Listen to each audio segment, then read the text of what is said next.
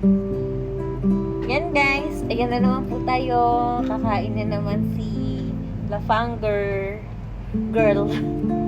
Lafanger. So, kain na tayo guys. Yan. So, gusto kong effect. Ayan naman siya. Now, ang pagkain ko guys, I want to share to all of you that my food is taran! Hot dog and chicken feet. Yan. Hotdog and chicken feet po yung pagkain natin today. So, samahan niyo po ako. Tara guys, let's eat. Okay. So, of course, I will drink my coffee. Yan. Yung coffee ko. Binuksan ko na siya. Yan. Coffee ko yan. So, let's drink also. Okay.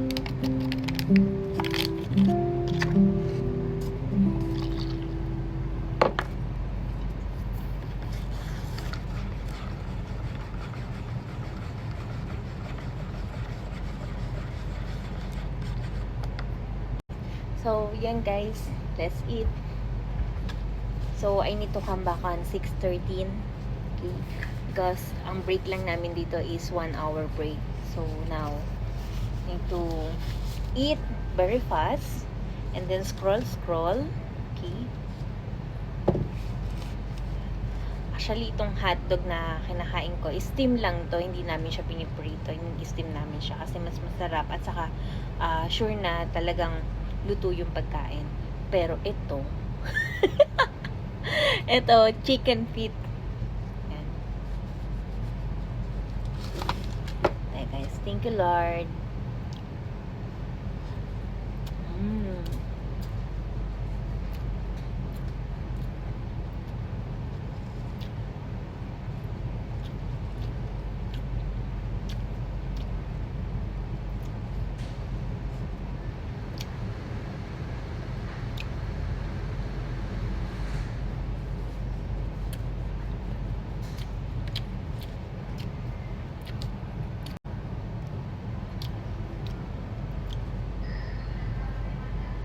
Okay guys, naranasan nyo kumain ito? Paa. Talagang ina-adobo to. Sa Pinas, mostly na nanaain to sa pampulutan.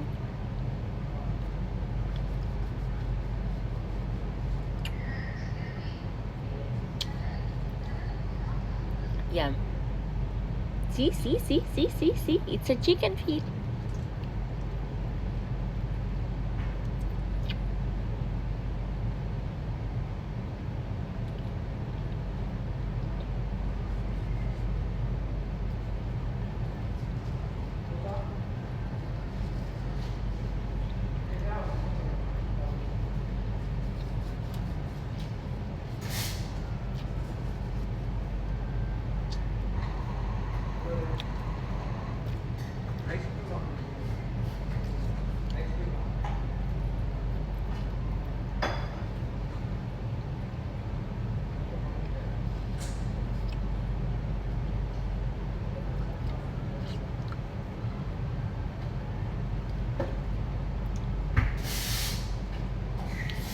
Pag dito talaga, pag mag-break time ka, kailangan mabilisan lang talaga yung kain mo.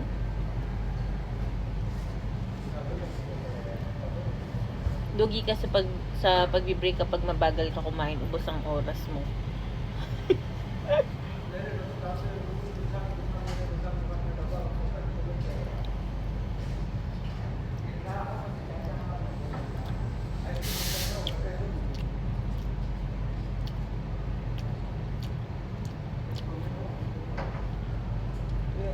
Alam nyo guys, dapat nyo talagang kapag kayo nag-work, kailangan talagang nagbabaon kayo para nakakatipid kayo kaysa bumibili kayo sa labas.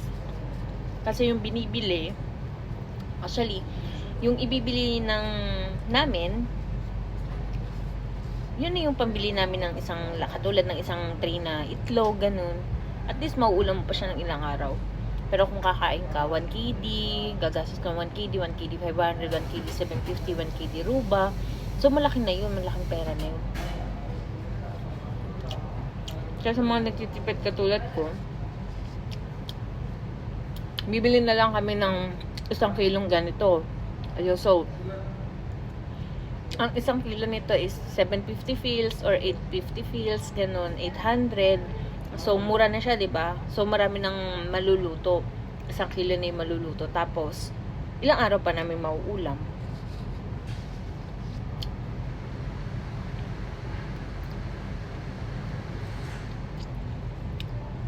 Ganun katipid kapag lalo na kapag talagang wala kang budget.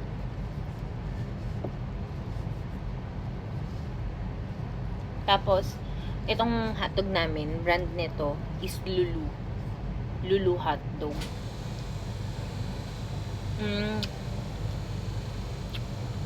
Mas mura kasi siya sa Tender Juicy. At TJ. Mas mura siya. So, mas gusto namin to. Kasi lasa lang naman din. So, same lang. Okay na yun.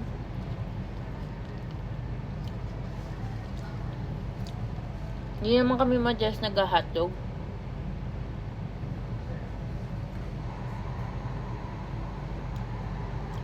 Pero madalas talaga kami nagbabaon. Kasi guys, nafe-feel ko talaga na mas nakakatipid kami pag nagbabaon.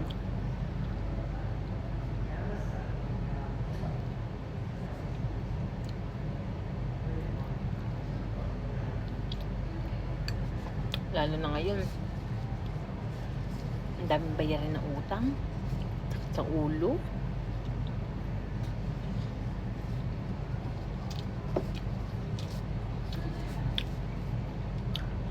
Nakikita nyo kung okay guys, ganyan-ganyan, pero dami kong dinadala ng problema. Pero syempre, di ba, problema lang yan. Huwag ka susuko.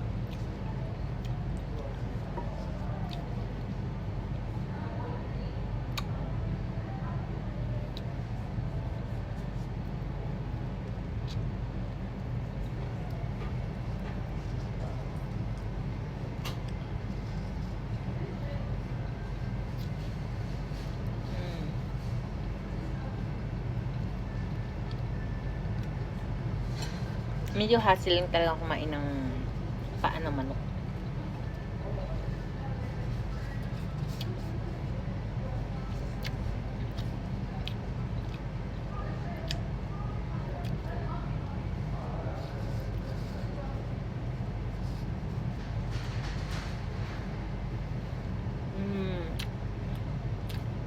Yun lang guys.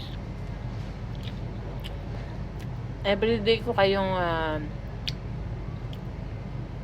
gagawa ng video sa mga kinakain ko everyday at sa mga sharing ko lang paano nagtitipid kami, no?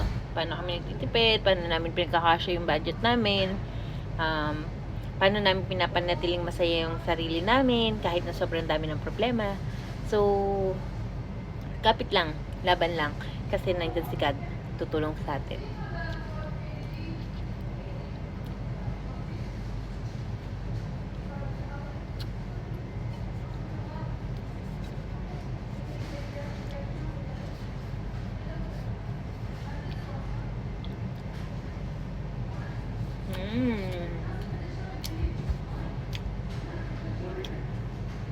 Diba?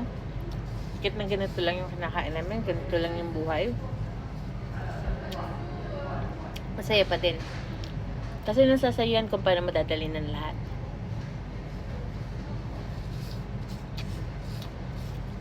Basta lagi magtatandaan, magtitiwala ka sa Kanya.